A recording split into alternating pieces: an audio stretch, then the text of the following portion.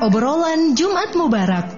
Nah, soal akhlak banyak kita orang persis. yang sudah macam-macam dia buat karena kenikmatan contoh jadi hidupnya itu. Inilah obrolan Jumat Mubarak bersama Muhammad Haikal Dapitan.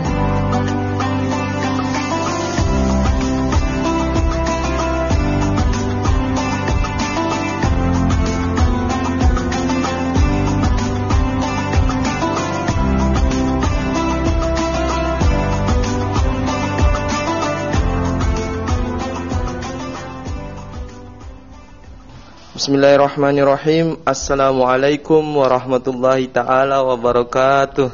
Waalaikumsalam warahmatullahi wabarakatuh. Alhamdulillahi rabbil alamin. Wassalatu wassalamu ala asrafil anbiya'i wal mursalin Sayyidina wa maulana Muhammadin wa ala alihi wa ashabihi wa man tabi'ahum bi ihsani ila yaumiddin. Amma ba'd. Rabbi israh li sadri wa yassir li amri wahlul 'uqdatam min lisani yafqahu qawli. Para pendengar dimanapun Anda berada, seperti biasanya kami dari Perhimpunan Remaja Masjid Dewan Masjid Indonesia Provinsi Maluku Utara menyapa ruang dengar Anda pada program acara Obrolan Jumat Mubarak, yang obrolan ini atau program ini RRI Pro 1 Ternate bekerjasama dengan Prima DMI Malut. Dan para pendengar yang ada di rumah, tema yang kita diskusikan selama 1 jam ke depan yaitu antara khilafah dan khilafiyah.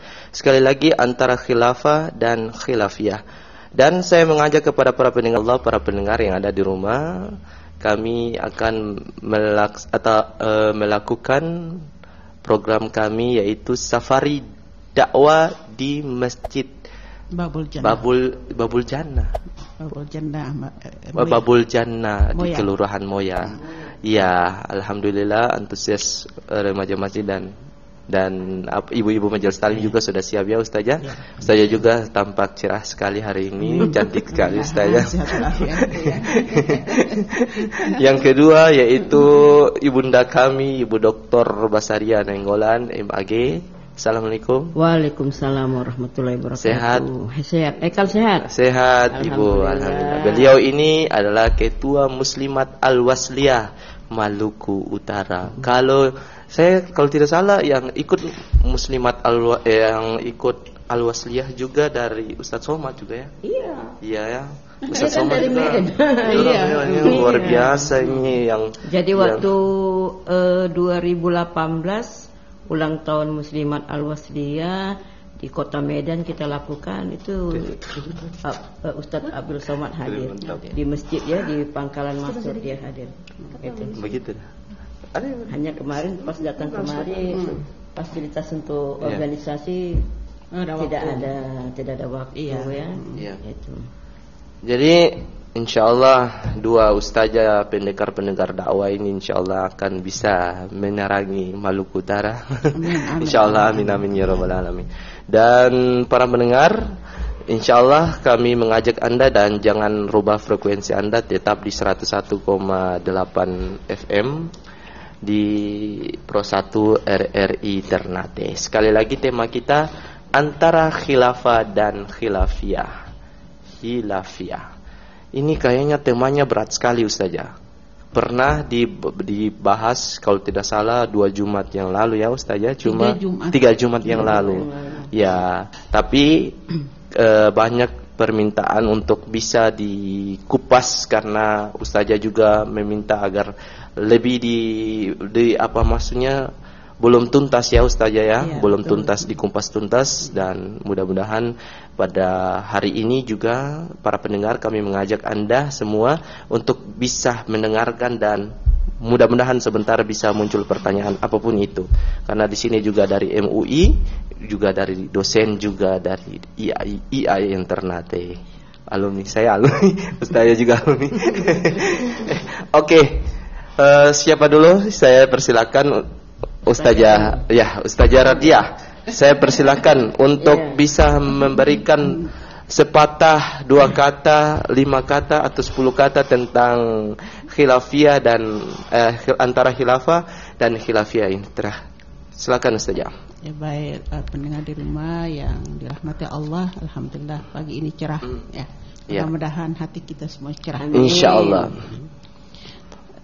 Kita berbicara tentang khilafah dan khilafiyah. Iya.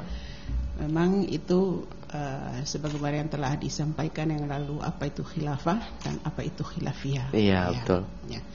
Jadi khilafah itu sendiri itu sudah menjadi suatu asal katanya kan memang dari khalafa ya khalafu ikhtilafan ya. Khilafiyah itu memang ya Rasul sallallahu alaihi wasallam sendiri sudah pernah dalam satu hadisnya mengatakan bahwa ikhtilaf atau perbedaan pendapat itu adalah satu rahmat ya, seperti itu. Sedangkan masalah khilafah itu kalau kita kembali pada zaman setelah Khulafaur Rasyidin ya. Khulafaur Rasyidin memang dalam bentuk Rasulullah SAW sendiri tidak pernah memberikan petunjuk bagaimana itu nanti membentuk suatu khilafah. Khilafah artinya pemerintahan, bentuk pemerintahan Islam seperti apa itu memang tidak pernah dikasih tahu oleh Rasulullah SAW.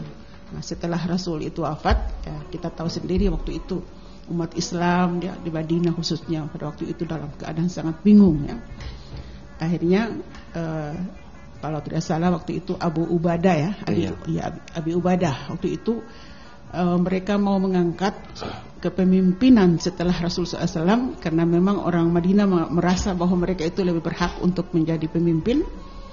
Namun begitu Sayyidina Umar radhiyallahu anhu mendengar, maka Sayyidina Umar datang dan kita tahu benar Sayyidina Umar itu orangnya seperti apa ya. Iya. Maka pada waktu itu Sayyidina Umar langsung mengambil satu kebijakan bahwa sesungguhnya yang lebih berhak dan lebih utama untuk bisa menduduki atau khalifah Rasulullah SAW adalah Abu Bakar As-Siddiq. Karena kita tahu bahwa Abu Bakar As-Siddiq adalah orang pertama dari kalangan dewasa ya, yang memang pertama beriman kepada Rasulullah SAW. Kemudian ketika juga Rasulullah SAW hijrah itu juga adalah yang menemani beliau dalam suka dan duka dalam keadaan yang bagaimanapun adalah Abu Bakar As-Siddiq. Kemudian dari sisi masalah kedekatan juga adalah Abu Bakar juga adalah orang yang sangat dekat ya. Belakangan juga Abu Bakar juga menjadi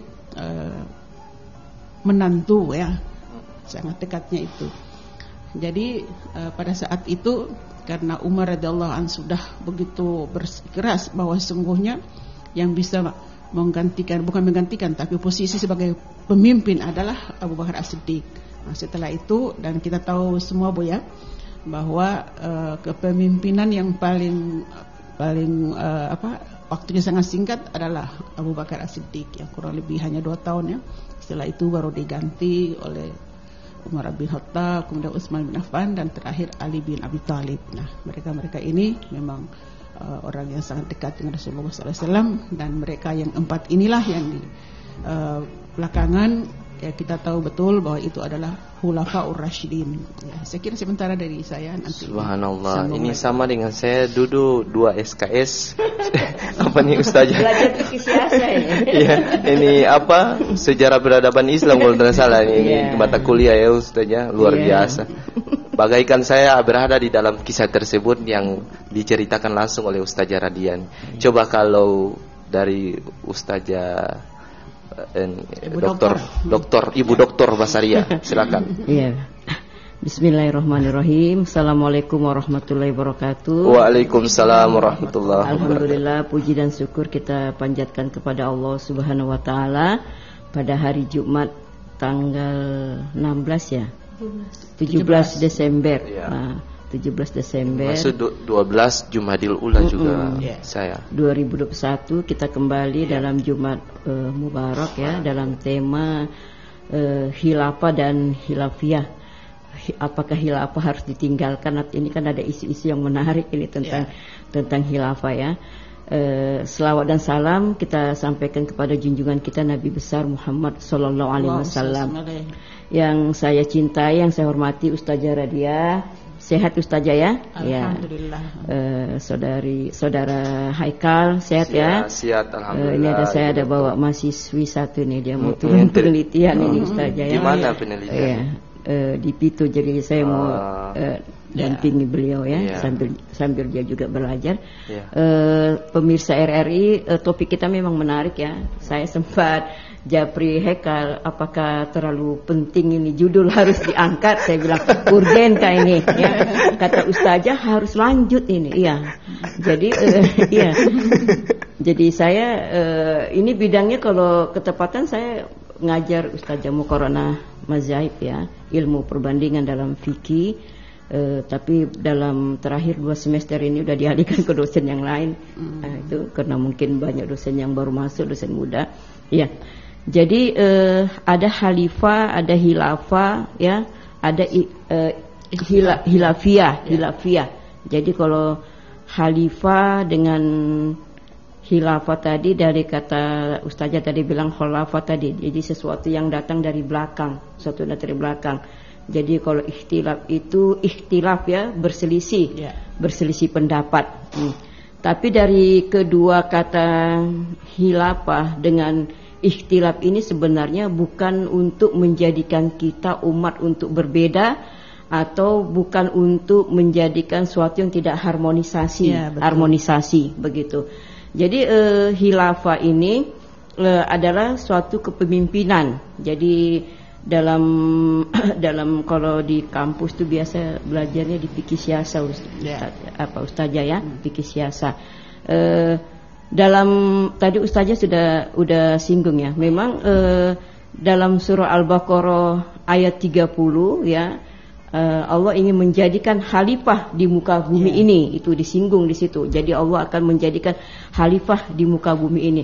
Dalam konteks ayat ini khalifah di sini adalah umum, semua kita menjadi pemimpin dalam diri kita. Jadi semua bertanggung jawab dalam memakmurkan dunia ini. Ya, misalnya Allah menjadikan laut ya, menjadikan daratan, ini adalah dipergunakan kita bagaimana supaya lautan, daratan yaitu bisa memberikan kemanfaat yang baik bagi manusia. Jadi penciptaan manusia sebagai khalifah di muka bumi ini adalah untuk memakmurkan dunia, untuk memakmurkan kehidupan. Jadi tujuannya yang harus kita lihat, arah perbuatan kita adalah untuk memberikan kemanfaatan bagi orang lain itu. Tapi dalam konteks nanti kepada Nabi Daud ya, khalifah ini adalah pemimpin. Jadi tidak semua orang akan menjadi pemimpin dalam pemerintahan, pasti satu orang ya, ataupun dalam organisasi juga yang jadi pemimpin itu satu orang, nanti yang lainnya adalah yang menemani pemimpin tersebut. Jadi pemimpin dalam konteks umum semua kita adalah pemimpin, kemudian pemimpin dalam suatu pemerintahan. Dalam suatu pemerintahan ya ataupun organisasi harus ada suatu pemimpin, itu juga ada hadisnya ya. Dan di antara dua kamu itu mesti ada seorang pemimpin. Tetapi Al-Quran dalam kepemimpinan tidak memberikan satu bentuk ya, tidak ada. Jadi dia universal ya, universal penunjukan Al-Quran tentang sistem pemerintahan negara ya. Tetapi kalau kita lihat dalam konteks sejarah ya, kalau Rasulullah itu memang ditunjuk langsung oleh Allah sebagai pemimpin, dia memiliki dua tugas, sebagai pemimpin agama juga sebagai pemimpin negara. Kemudian bergeser kepada sahabat, makanya Khulafaur Rasyidin itu ada 4 khulafa yang menjadi pemimpin ya, yaitu Abu Bakar, Umar, Utsman dan Ali. Dan konteks pemilihan mereka juga berbeda. Jadi kalau penunjukan langsung seperti pemilihan oleh ahlul al-hali wal aqdi itu ya, terus penunjukan melalui wasiat, terus pemilihan oleh tim formatur atau dewan masyarakat. Ada lagi mulai revolusi dan kudeta. Jadi dalam sejarah Islam ya, kita akan melihat berbagai bentuk dalam sistem pemerintahannya. Ada kerajaan ya, seperti Bani Umayyah ya, itu memiliki kerajaan. Tapi selanjutnya bahkan Turki ya, yang memisahkan menjadi sekuler ya, ada yang nasionalis ya, seperti kita republik ya, demokrasi yang berasaskan Pancasila. Jadi bentuknya silakan, tetapi memang dalam konteks kenegaraan harus ada pemimpin. Kemudian Islam mensyaratkan seorang pemimpin itu, karena nanti kita kembali kepada ayat Al-Quran ya, An-Nisa ayat 59 itu ya, patuhlah kepada Allah, kepada Rasul dan kepada pemimpin. Jadi kita memang harus patuh kepada pemimpin. Dan dia memiliki syarat-syarat ya, seorang pemimpin itu memiliki syarat-syarat ya, tidak otomatis ya. Jadi berdasarkan Al-Quran ya, saya bacakan ya, A'udzubillahi minasyaitonirrajim. Bismillahirrahmanirrahim. Ya ayyuhallazina amanu atiiullaha wa atiiur rasul wa ulil amri minkum. Fa in tanazza'tum fi syai'in farudduhu ila Allah war rasul in kuntum mu'minun billahi wal yaumil akhir zalikum khairu asanu ta'wila. Ayat ini juga kita bisa memakai dasar kalau kita terjadi ikhtilaf, perbedaan pendapat ya. Jadi sebenarnya perbedaan pendapat itu bukan untuk menjadikan kita tidak harmonis ya, menjadikan kita terpecah-pecah, tetapi perbedaan pendapat itu ya, tadi kan Ustazah bilang ikhtilafu ummati rahmatun, kata Rasul. Perbedaan pendapat di kalangan umatku adalah rahmat. Jadi prediksi ini sudah ada ya, sudah ada prediksi ini. Kenapa ya? Watak manusia itu memang selalu ingin selalu ada ketidaktahuannya, ada ingin dia berkembang. Tetapi kita mengingatkan kembali, jika kita fa in tanazza'tum fi syai'in ya, ini ayat ini jika kamu berlainan pendapat. Jadi ayat ini kita pakai bisa menjadi ayat sebagai kepemimpinan itu berdasarkan Al-Qur'an, hadis dan kepada Rasulullah. Dan jika kita juga berbeda pendapat ya, fa in tanazza'tum fi syai'in farudduhu ila Allah war rasul in kuntum mu'minuna billahi wal yaumil akhir.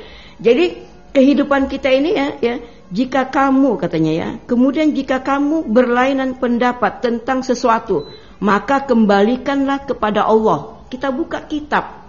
Kita buka kitab.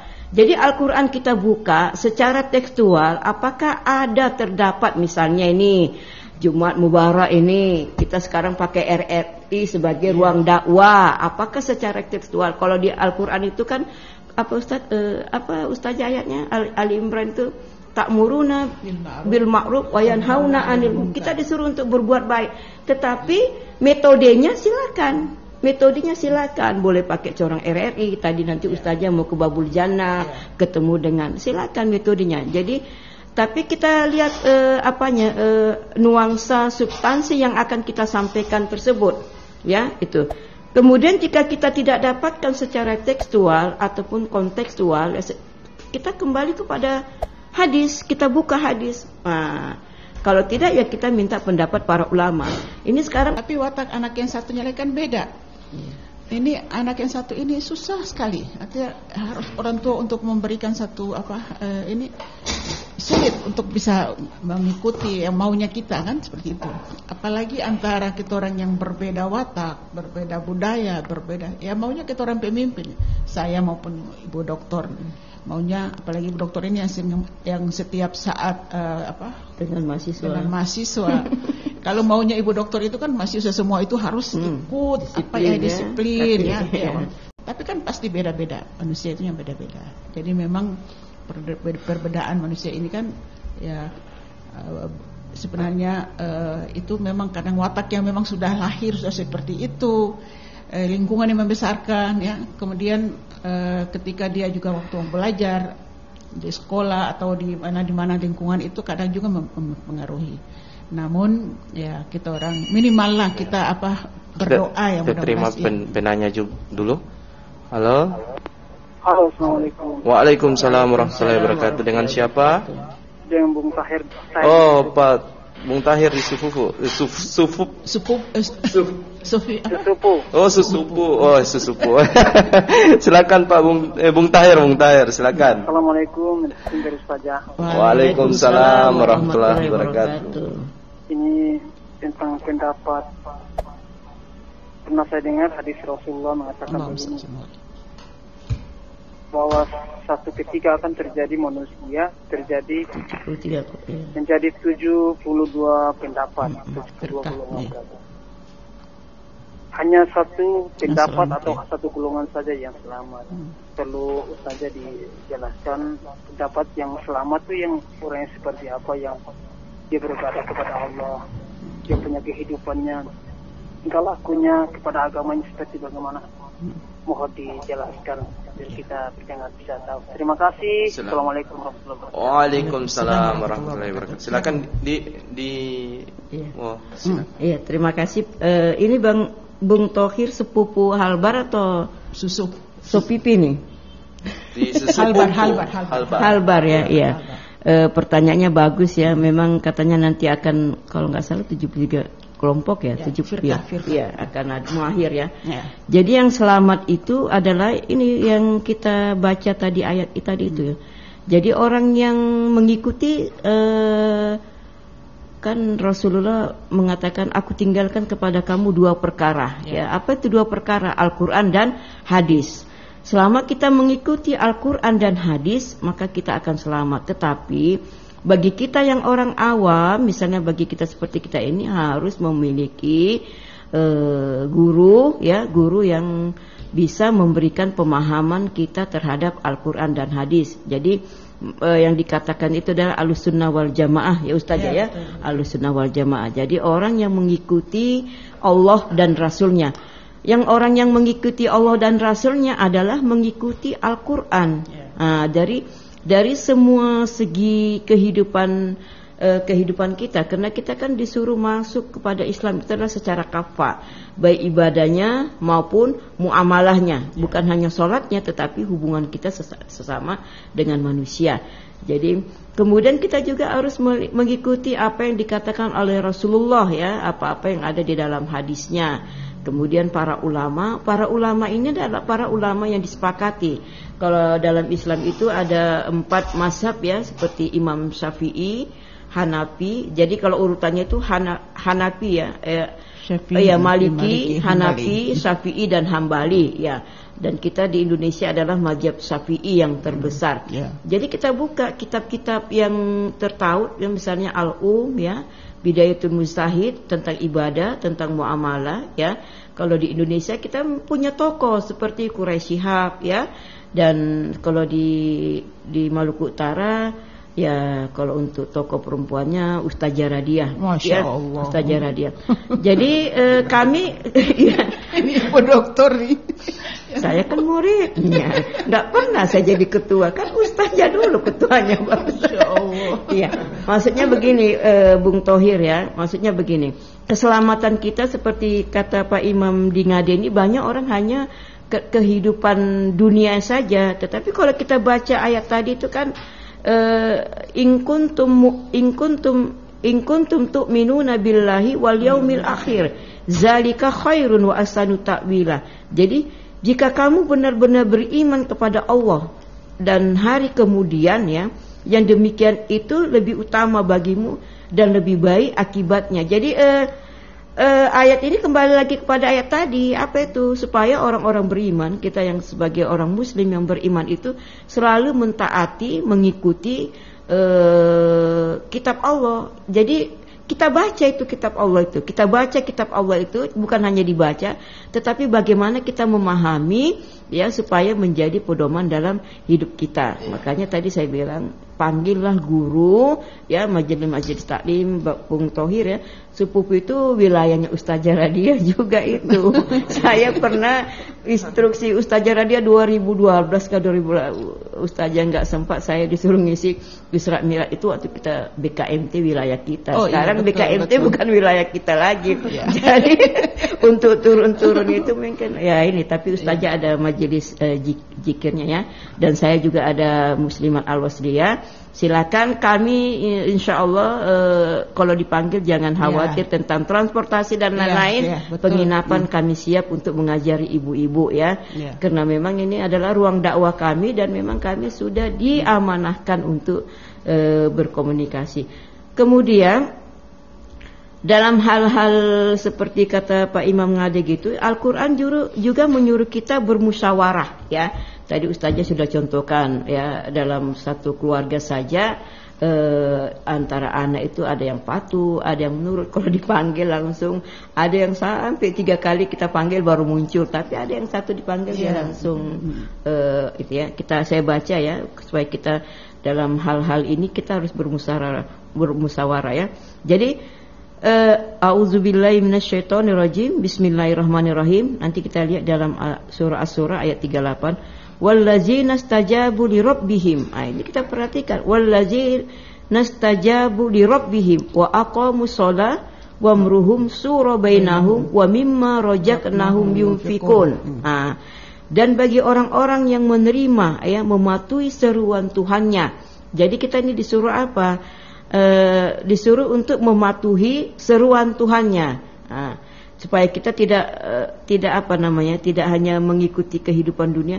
Saya kemarin baru posting itu, ada katanya kalau kita mau mengikuti kehidupan dunia tak banyak katanya. Kata orang tak banyak tak puas. Tapi kalau kita mengikuti kehidupan akhirat dia banyak dan kita puas. Kenapa? Karena surga bukan berarti kita untuk meninggalkan kehidupan dunia, tetapi kehidupan dunia yang kita jalani ini adalah dalam rangka untuk mencapai kehidupan akhirat yang baik. Dan bagi orang-orang yang menerima, mematuhi seruan Tuhannya dan mendirikan sholat.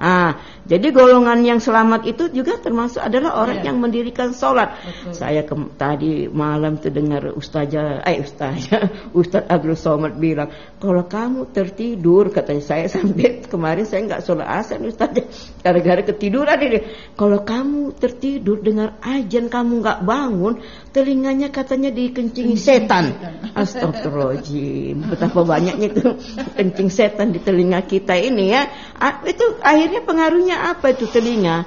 Padahal di Al-Quran kan kita telinga ini digunakan untuk mendengar sesuatu yang baik ya, sesuatu yang baik. Jadi wa aqamus shalah, ya kita salat ya, wa amruhum shura bainahum ya, dan sedang urusan mereka diputuskan dengan musyawarah antara mereka. Sekarang kan banyak kita yang mau menang pendapat sendiri tanpa mendengar pendapat orang lain. Tapi kita ayo bermusyawarah supaya sekarang anak-anak juga dengan orang tua itu nggak boleh juga memaksakan kehendak sendiri ya. Seperti kemana dia mau sekolah itu, ayo kita orang tua ini pada sifatnya mendukung. Ini kemarin Saharas Aikal dia meminta sekolah di Makassar, Bosowa, lumayan biayanya, mama sanggup, insya Allah mama sanggup. Iya motivasi karena dia begitu. Itu jadi dimusyawarkan, walaupun dengan anak kita mesti bermusyawarah ya. Itu. Kemudian ayat selanjutnya mimma razaqnahum yunfikun ya. Dan mereka menafkahkan sebagian dari rezeki yang kami berikan kepada mereka. Jadi selain kita mendirikan sholat supaya kita mencapai kepada golongan yang selamat tadi, ya, kita juga harus bermusyawarah, ya, baik dengan anak kita, keluarga kita, lingkungan kita, ya, ataupun dalam kelompok besar, ya, karena nanti kalau dia biasanya terhindar kemudaratan apabila pendapat itu ditetapkan oleh orang banyak. Ustazah ya begitu ya. Betul. Kenapa? Karena dalam orang banyak itu pasti ada yang ahli dalam, makanya MUI itu misalnya dia membuka tentang sertifikasi halal itu LPPOM itu bukan hanya dari bidang agama saja, tetapi di situ masuk orang ekonomi, berbagai ilmu, para ilmuwan masuk itu, supaya ketetapan itu tidak sepihak dan tidak memberikan sesuatu yang mudarat. Kemudian yang paling penting adalah kita selalu bersedekah, berinfak ya, termasuk keluarga. Jangan membiarkan keluarga kita terlantar dalam ekonominya. Jadi seperti orang tua wajib menafkahi anak-anaknya ya. Kalau bisa kita membantu saudaranya. Coba kita perhatikan di kota Ternate ini betapa banyak seperti mahasiswa saya di Ternate ini. Ya Hekal ya. Banyak kali mereka itu kadang kalau mau bayar uang kuliah itu sampai demo supaya rektornya menunda lagi pembayaran ya Irna ya. Itu kan kita manfaatkan orang-orang kaya yang ada di kota Ternate ini, kita infakkan sebagian harta kita, sebagian loh kata Allah, bukan ini ya, bukan seluruhnya, ataupun bukan hanya 1.000 rupiah, sebagian, tapi yang dari penghasilan kita sumbangkan ya. Ada infak-infak yang oleh Basnas juga kita sumbangkan supaya jadi aspek sosial, aspek vertikal kita kepada Allah, beribadah kita kepada Allah itu kita dapat seperti mendirikan sholat ya. Kemudian kita secara horizontal kepada masyarakat kita bermusyawarah dan kita memberikan rezeki kita kepada orang-orang yang tidak mampu. Itu cara-cara yang bisa kita lakukan dalam mendapatkan keselamatan dunia dan akhirat ya, walaupun masih banyak lagi bidang pekerjaan-pekerjaan atau amal-amal yang membawa kita kepada kehidupan dunia dan akhirat yang diridhoi oleh Allah Subhanahu wa taala. Oke, baik. Mungkin tadi juga ingin Bung Taher ingin tanyakan langsung ke Ustazah terkait dengan tadi pertanyaan beliau, perbedaan soal. Saya kira sudah banyak dijawab oleh Ibu Dokter tadi. Iya. Cuma memang kita kadang-kadang masyarakat yang hidup itu kan memang butuh mendetail bahasanya kan mungkin ya. Jadi ya benar sekali ya, yang saya kira sudah banyak itu kalau disimak baik-baik tadi itu sebenarnya sudah bagus, bahwa dari sekian 73 firqah itu yang selamat hanya satu kan. Kemudian kan ditanya yang selamat itu siapa? Mereka orang yang berpegang, maksudnya kan ahli sunnah wal jamaah yang disampaikan. Tadi ayat yang disampaikan tadi, segala sesuatu memang bermusyawarah kan. Terakhir kan kita faruddu ilallahi wa rasul. Jadi rujukan kita itu Al-Qur'an dan sunnah ya kan, hadis Rasul. Jadi segala sesuatu manusia ini kan sifatnya tidak sempurna kan. Allah ciptakan manusia ini tidak sempurna. Sempurna hanyalah Allah ya. Kemudian Rasul sendiri itu kan memang setiap gerak dan langkah semua itu kan memang diarahkan oleh Allah Subhanahu wa taala. Beda dengan kita kan. Kita kadang-kadang kan memang apalagi dalam pekerjaan bersosialisasi ya sesama lingkungan kita ya. Memang butuh kita egois kita memang harus bukan meninggalkan, tapi memang ya kita kesampingkan lah ketika kita berada di satu komunitas ya kan. Mungkin kita kan memaksakan ya, masyawirhum fil amr. Jadi tidak boleh memaksakan bahwa saya harus model saya seperti ini harus diikuti. Kan tidak juga seperti itu ya kan. Saya ketua atau saya juga tidak mau ini harus ikut saya. Tidak ada kata harus kan. Tapi semua kita biar enak dalam berorganisasi, dalam rumah juga sebagaimana yang sampaikan tadi oleh Ibu Dokter. Bahwa di antara anak-anak kita juga kan, apalagi anak-anak sekarang kalau dulu kan orang tua kalau kamu harus ambil ini. Nah, itu sami'na wa ata'ina kan? Tapi sifatnya anak sekarang kalau kita seperti itu bukan sami'na wa ata'ina tapi sami'na wa asaina. Kalau kita paksakan kan. Jadi kalau kita musyawarah dari hal-hal yang kecil sejak dari rumah saja. Kita ibu misalnya mau buat makanan saja, besok menu apa? Oh pengen ini kan senang mereka. Tapi kalau dari hal-hal kecil saja kita sudah diktator, memaksakan kehendak, maka membentuk sejak kecil anak itu nanti besarnya juga dia terpengaruh dengan betul. Oke, para pendengar dimanapun Anda berada, saya ajak Anda untuk tanya-tanya di 0921 3125521 atau di 0821 144 64708 bagi Anda yang ingin ikut tanya-tanya kepada kedua narasumber yang kami hadirkan di Studio Pro 1 RRI Ternate. Dan kami sampaikan kembali bahwa sebentar nanti kami akan melakukan safari kunjungan yang kedua kali ya Ustazah, sebelumnya di Masjid Babul Jannah yang sebelumnya Ustazah. Oh, sebelumnya. Ya. Kita terima dulu. Ya, Halo, assalamualaikum warahmatullahi wabarakatuh. Waalaikumsalam. Bung Din di Tidore ya? Ya benar sekali. Bagaimana kabar Bung Din? Sehat, kabar balik? Ya baik juga Bung Din. Ini saya baru monitor dari tema apa ini? Jadi tema yang diskusikan, yaitu antara khilafah dan khilafiyah. Mungkin khilafah tentang kepemimpinan, khilafiyah tentang perbedaan pendapat.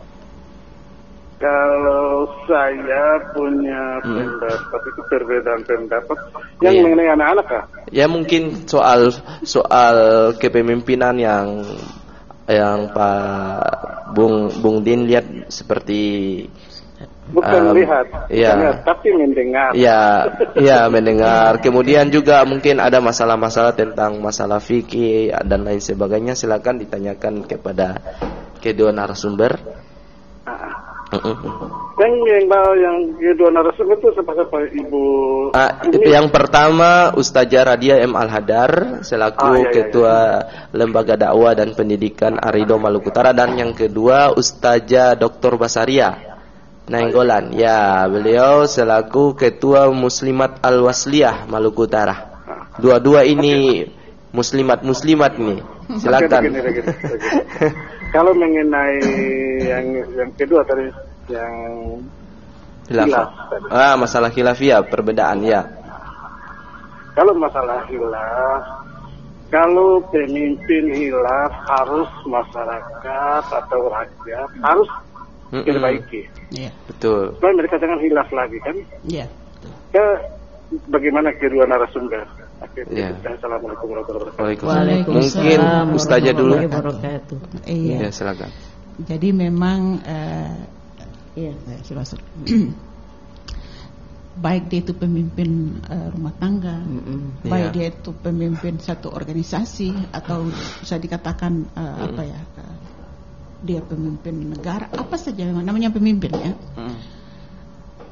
Memang pemimpin itu kan dikontrol oleh masyarakat. Ya. Jadi ketika dia berbuat sesuatu itu kan butuh kontrolnya. Kalau kita sekarang kan ada legislatifnya ya Bu ya. Legislatifnya, fungsi legislatif itu kan sebenarnya untuk kontrol ya, fungsi kontrol mereka. Namun yang kita lihat sekarang ini ya, kadang-kadang juga kita lihat saja yang paling kecil di Kota Ternate ya.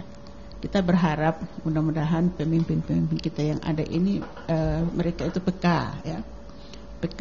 Sehingga fungsi kontrol baik itu lewat legislatif maupun langsung oleh masyarakat, memang artinya kita jangan merasa pemimpin, saya tidak tunjukkan kepada pemimpin siapa, tapi kita semua adalah pemimpin. Peka dalam pengertian cara pandang kita juga harus peka, mendengar kita juga harus peka ya. Jadi sehingga kita sebagai pemimpin itu membawa kesejukan ya, kesejukan kepada yang dipimpin ya. Karena kadang-kadang kita lebih merasa memaksakan satu keinginan orang ini harus ikut kita ya. Iya. Tapi kan sesungguhnya yang terjadi di masyarakat itu kan tidak seperti itu ya. Sehingga bagaimana antara pemimpin dengan yang dipimpin ini harus memang sama-sama senang, sama-sama bisa mengayomi ya, pemimpin mengayomi kepada bawahannya, kemudian yang bawahannya juga, yang dipimpinnya juga, dia juga harus tahu posisi dia seperti apa, sehingga akan harmonis kalau memang masing-masing menyadari posisinya. Kalau kita egois, ya sulit untuk bisa dikritik karena memaksakan merasa diri lebih berkompeten dalam satu masalah.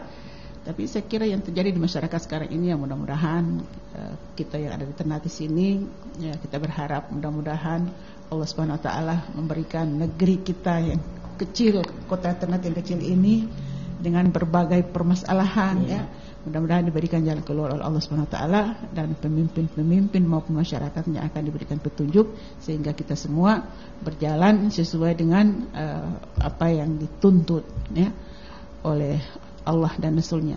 Saya kira dari saya seperti itu. Silakan Bu. Ya, silakan Ibu Dokter. Iya Ustazah ya. Setiap kamu adalah pemimpin. Ya, ini saya bacakan ini terjemahan hadisnya ya. Jadi hadisnya Rasulullah bersabda bahwa semua dari kalian adalah pemimpin yang dimintai pertanggungjawabannya atas yang dipimpinnya. Betul. Seorang pemimpin dan dimintai pertanggungjawaban. Ada yang tanya. Ya. Kita terima dulu. Halo, assalamualaikum warahmatullahi wabarakatuh. Waalaikumsalam warahmatullahi wabarakatuh. Iya, dengan siapa Pak? Maaf. Iya.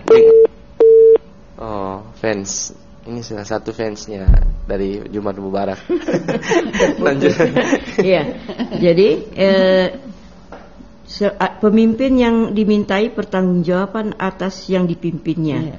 Seorang pemimpin dan dimintai pertanggungjawaban atas yang dipimpinnya, dan seorang laki-laki suami adalah pemimpin di dalam keluarganya.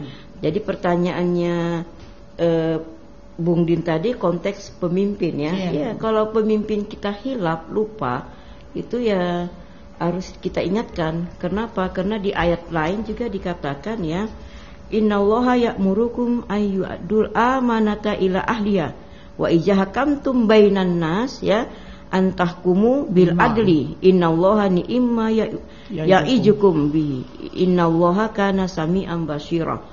Sesungguhnya Allah menyuruh kamu menyampaikan amanah. Ini Allah suruh kita menyampaikan amanah. Tapi sekarang banyak orang yang penting dia aman.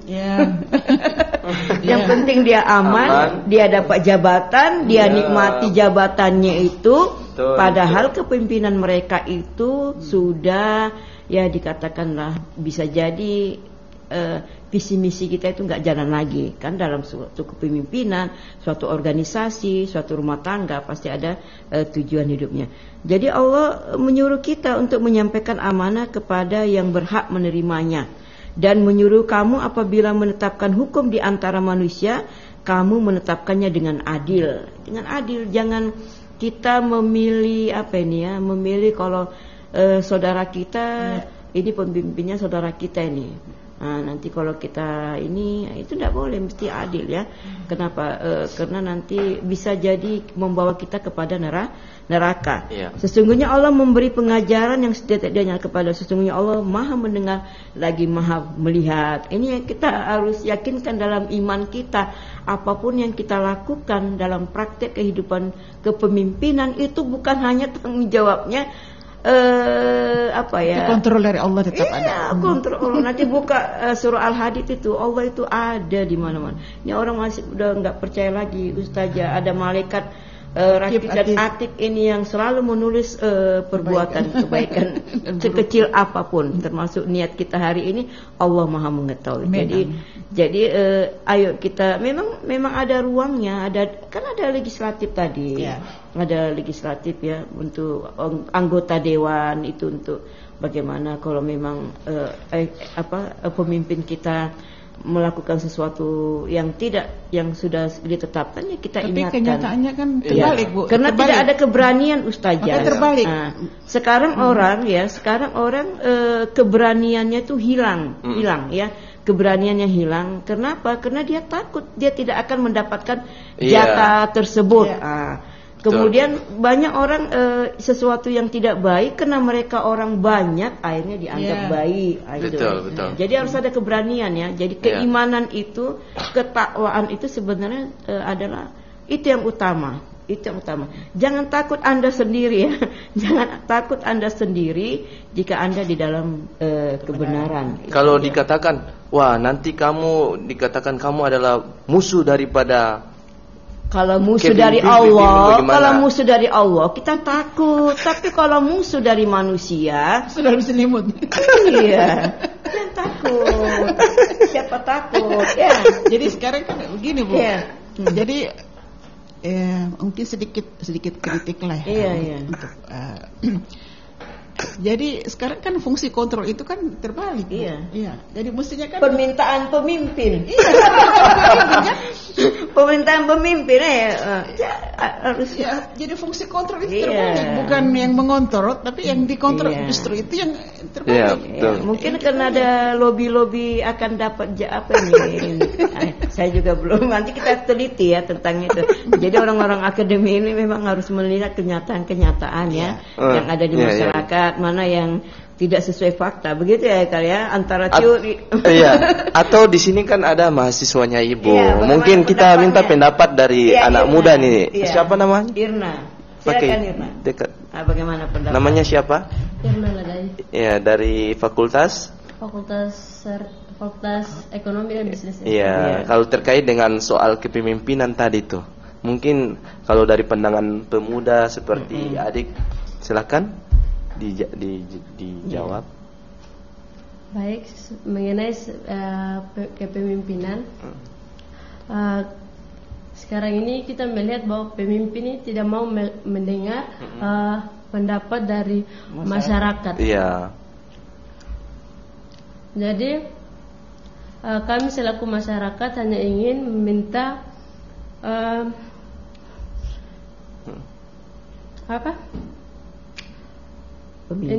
pemimpin untuk lebih mendengar lagi inspirasi dari bawah. Inspirasi masyarakat yang menuntut hak-hak mereka. Inilah suara hati masyarakat dari kalangan pemuda. Bagaimana? Iya. Jadi memang kita harus banyak mendengar suara masyarakat, Ustaz, ya, supaya itu kontrol juga, kontrol. Jadi kotak suara, Anda ada nggak kotak suara misalnya masing-masing kelurahan itu dibuat apa? Kotak saran. Iya, kotak saran. Kotak saran. Jadi memang seharusnya ada kan kotak saran, kan? Kan misalnya kan di setiap tahun itu kan ada musrembang, kan? Nah, musrembang itu kan memang kita hadirkan bagaimana? Dari bawah. Aspirasi dari bawah ini kan kita harus dengar, kan? Iya, betul. Kadang-kadang misalnya ini kan mungkin sudah lewat barangkali musrembangnya atau ya. belumnya. Jadi saya kadang-kadang kita kan pengen ya, kita sebagai masyarakat kecil pengen bagaimana bisa memberikan input masukan-masukan kepada mereka. Iya. Tapi sepertinya dari kelurahan saja yang paling kecil saja lewat. Udah musrembang sudah. Nah, kenapa kita maksudnya nggak dilibatkan gitu maksudnya kan? Jadi kadang-kadang juga memangnya kan berawalnya kan dari masyarakat bawah, ya kan? Kemudian naik atas ya, kecamatan, dari desa ke kecamatan, kemudian ke kabupaten dan seterusnya. Ini kadang-kadang kita kan melihat menganggap saja bahwa masyarakat bawah ini tidak terlalu tidak perlu didengarkan. Tapi sesungguhnya harusnya kan dari bawah ya. Kalau kita mau jujur ya, karena yang paling merasakan ini kan sebenarnya adalah masyarakat kecil dan di desa itulah yang paling harus. Kita sudah jauh ke itu ya. Iya. Jadi mereka turunnya pada saat untuk mengambil suara tadi, makanya Ibu ingat kotak suara itu. Ini masih masuk. Jadi kalau kotak suara itu memang turun tapi kalau udah jadi pemimpin, makanya apa beda PIL-KB dengan pilkada? Jadi kalau PIL-KB kalau lupa dia jadi, kalau pilkada sudah jadi dia lupa. Kebalik ya. Ya, semoga menjadi seorang pemimpin yang amanah ya, insyaallah. Oke, karena sudah di penghujung acara, mungkin closing statement dari kedua narasumber dipersilahkan, siapa lebih dulu? Ustazah, silakan Ustazah. Iya, baik, pendengar di rumah, mudah-mudahan kita semua sehat walafiat dan dakwah kita ini walaupun hanya lewat udara tetap saja akan setiap hari Jumat. Karena memang saya dengan Ibu Dr. Basyariah dengan Ananda Haikal ini memang punya cita-cita, punya niat dakwah ini memang saya sampaikan ke saya lebih senang kalau saya bertatap muka langsung dengan masyarakat yang sangat membutuhkan kita, ya kan? Kalau masalah duniawi itu kan kita nggak tawarkan pun orang pasti cari. Tapi kalau masalah batin, masalah hausnya batin, ya saya mungkin banyak turun ke daerah terpencil. Ketika kita turun mereka luar biasa sambutannya ke kita karena memang hausnya untuk siraman rohani ke kita ya. Makanya mudah-mudahan lewat RRI ini mereka bisa menjangkau dan mari kita tingkatkan dakwah kita.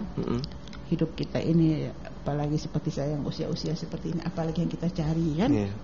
Jadi kita isi apakah itu untuk keluarga dekat, untuk lingkungan ya, ataupun untuk masyarakat umum sehingga satu ketika nanti minimallah apa yang pernah kita buat untuk masyarakat. Kalau masalah-masalah yang lain saya kira masing-masing punya tugas ya. Sedangkan kita ini lebih fokus ya, kita lebih fokus ke dakwah karena memang dakwah ini sangat dibutuhkan. Nah tadi yang disampaikan oleh Ibu Doktor bahwa kita turun kemanapun kita akan tidak meminta apakah harus disediakan penginapan, apakah harus disediakan transportasi. Insya Allah kita tidak minta itu. Yang penting kumpulkanlah jamaah, kumpulkan jamaah yang kita bisa langsung beraudiens dengan mereka. Saya kira itu saja dari saya, dan bisa terlaksana apa yang kita cita-citakan. Silakan Bu. Oke, dari Ibu Dr. Basaria, silakan. Saya singkat saja, mari kita menjadi pemimpin yang amanah, baik dalam keluarga ataupun dalam pemerintahan. Yang kedua, jangan dijadikan perbedaan itu menjadi sesuatu yang menjadikan kita terpecah belah, tetapi itu menjadikan kita bahwa ada yang lebih ada pendapat lain yang memang itu memiliki dalil ya. Jadi perbedaan pendapat itu juga harus kita lihat dalilnya, baik secara teks ataupun kontekstual. Itu saja. Terima kasih. Assalamualaikum warahmatullahi wabarakatuh. Waalaikumsalam warahmatullahi wabarakatuh. Oke, para pendengar, saya rasa sudah tuntas pembahasan kita tentang khilafah dan khilafiyah. Jadi kalau para pendengar ingin ikut melihat langsung kedua narasumber ini yang begitu luar biasa, yang cantik-cantik dan berwibawa, nanti sebentar di Masjid Babul Jannah Moyah ya. Dan ikuti terus safari-safari kami di masjid-masjid yang ada di Kota Ternate maupun di luar Kota Ternate, karena kami punya misi dan visi dan misi besar, yaitu bisa menghidupkan kembali seluruh majelis taklim yang ada di Provinsi Maluku Utara dan remaja masjid. Insyaallah. Amin. Amin ya rabbal alamin. Dan bagi para pendengar yang ingin ikut menyimak kembali obrolan ini bisa di channel YouTube Prima DMI Malut. Sekali lagi, siapapun yang ingin menyimak kembali obrolan ini bisa di channel YouTube Prima DMI Malut. Saya Muhammad Haikal Dapitan, mohon pamit dari ruang dengar Anda. Wabillahi taufik wal hidayah. Wassalamualaikum warahmatullahi wabarakatuh.